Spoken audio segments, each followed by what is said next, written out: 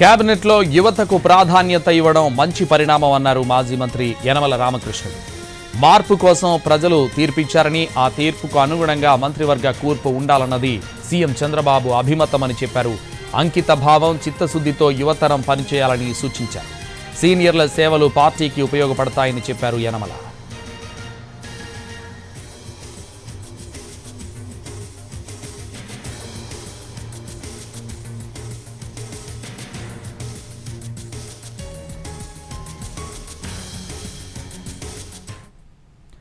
కేబినెట్లో యువతకు ప్రాధాన్యత ఇవ్వడం మంచి పరిణామం అన్నారు మాజీ మంత్రి యనమల రామకృష్ణుడు. మార్పు కోసం ప్రజలు తీర్పిచ్చారని, ఆ తీర్పుకు అనుగుణంగా మంత్రివర్గ కూర్పు ఉండాలన్నది సీఎం చంద్రబాబు అభిమతమని చెప్పారు.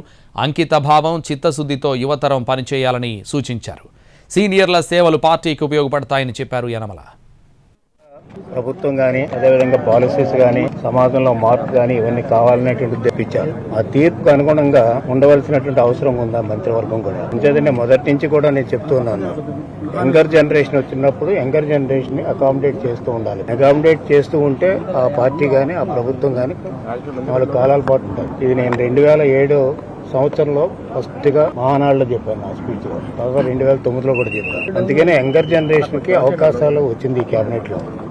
ఆ యంగర్ జనరేషన్ కి అవకాశాలు ఇవ్వడానికి అందరూ కూడా వెల్కమ్ చేయవలసినటువంటి సందర్భం.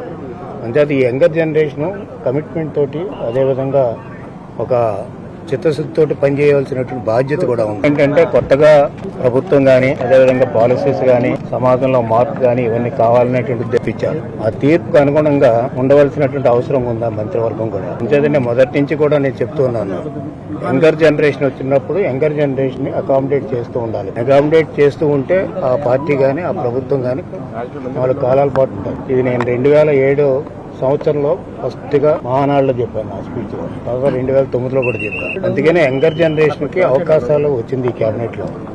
ఆ యంగర్ జనరేషన్ కి అవకాశాలు ఇవ్వడానికి అందరూ కూడా వెల్కమ్ చేయవలసినటువంటి సందర్భం. అంతే ఈ యంగర్ జనరేషన్ కమిట్మెంట్